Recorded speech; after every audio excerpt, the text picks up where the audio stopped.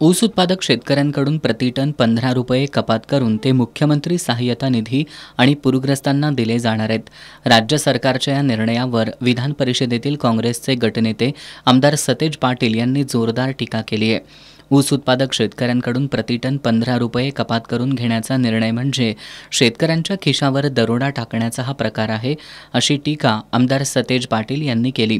शेतकऱ्यांच्या खिशातून पैसे काढून पुन्हा शेतकऱ्यांना पैसे देण्याचा हा प्रकार असून यावरून सरकारची दिवाळखोरी समोर आली असल्याचा घणाघात करत त्यांनी हा तर जिझिया कर असल्याचं म्हटलंय। म्हणजे आज प्रायोरिटी ही सरकारची शेतकरी किंवा या राज्यातली जनता नाही आहे, प्रायोरिटी ही बिल्डर लोक आहेत, हे या मुंबईतल्या प्रकारानं दिसून येतं।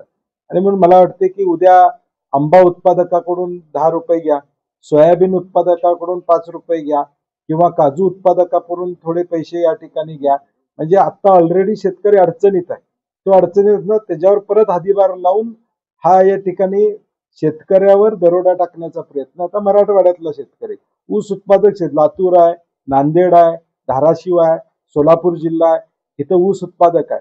ऊस त्यांचं पीक गेलंय, कदाचित एक 4-5 टन शिल्लक राहिला असेल ऊस एखाद्या पिकामध्ये, त्या 5 टनातले 15 रुपये तुम्ही काढून घेणार आहात का?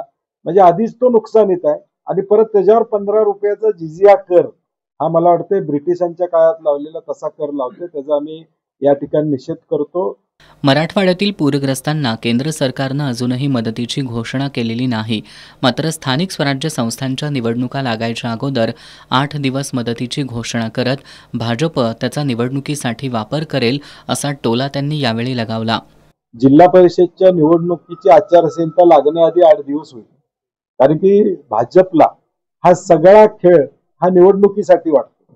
आता बिहार मधला विषय असू दे किंवा कुठेही असू दे, निवडणुका लागल्या की मग घोषणा, मग लोकांना मदत, मग लोकांचे अश्रू पुसायचे, तोपर्यंत अश्रू आटून जातील। म्हणजे आता गेल्या 15 दिवसात मराठवाड्यातल्या शेतकऱ्यांची अवस्था काय, त्याला दिलासा दिला पाहिजे होता, आतापर्यंत पॅकेज जाहीर व्हायला पाहिजे होतं, किमान त्याला त्या बिचाराला वाटलं असतं की ठीक आहे, माझं नुकसान 50,000 झाले, मला 2 लाख झाले, 3 लाख झाले, किमान मला एवढे सरकारकडून मिळणार आहे ते आश्वासन। एका बाजूला ते आश्वासन नाही, दुसऱ्या बाजूला बँका कर्ज फेडायसाठी तगादा लावतात, मुख्यमंत्री जाहीर करतात की बँकांनी कर्ज वसुलीसाठी तगादा लावू नये, मग बँका यांचं ऐकत नाहीत का? दाखवायचंय का करायचंय ही भूमिका आहे। भाजपचे आमदार गोपीचंद पडळकर यांच्याकडून आमदार जयंत पाटील यांच्यावर सातत्यानं खालच्या पातळीवरच टीका होत असते।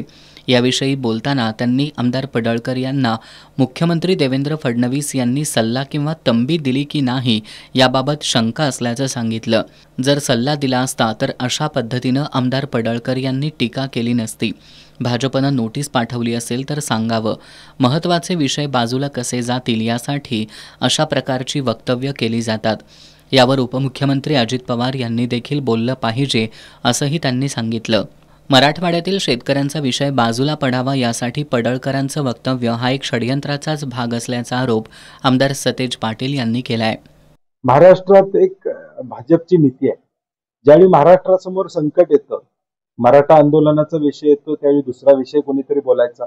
आता मराठवाड्यातल्या शेतकऱ्यांचा विषय, तो विषय प्राईम टाइम वरून म्हणजे मीडियावरून बाजूला कसा जाईल यासाठी एक प्रयत्न आहे, आणि त्यातून पडळकरांनी हे बोलावं जेणेकरून मीडियातला पूर्ण वेळ हा फक्त या वक्तव्याभोवती फिरावा आणि मूळ विषय जो मराठवाड्यातला शेतकऱ्यांच्या जीवाशी खेळला गेलेला आहे तो विषय मागे पडावा, हा एक षडयंत्राचा भाग आहे। पडळकरांनी आता मला वाटते जेवढा आम्ही निषेध करावा तेवढा त्यांचा कमी आहे, कारण की त्यांची पातळी आता फार म्हणजे कुठल्या पातळीला गेल्या। स्वर्गीय यशवंतराव चव्हाण साहेबांनी या राज्याची स्थापना केली, मला वाटतं यावर अजितदादांनी बोललं पाहिजे, कारण की भाजप बोललं आता तरी त्यांचं ऐकत नाहीत। अजितदादांची काय भूमिका आहे बाबा, स्वर्गीय यशवंतराव चव्हाण साहेबांच्या मानणारा विचाराला मानणारा हा महाराष्ट्र आहे का, तो राहिलाय का, याचा विचार त्यांनी केला पाहिजे आणि त्याच्यावर बोललं पाहिजे।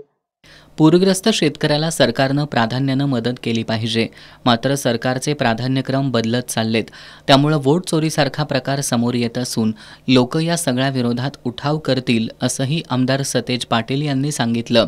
सरकार चालवायला त्यांना जमत नसेल तर त्यांनी विरोधी पक्षांना बोलवावं, आम्ही त्यांना कशाप्रकारे निधी उभारायचा याची सूचना देऊ. ज्या प्रकल्पांसाठी निधीची घोषणा केली आहे ते थांबवा आणि शेतकऱ्यांकडे पैसे वळवा अशी मागणीही त्यांनी केली.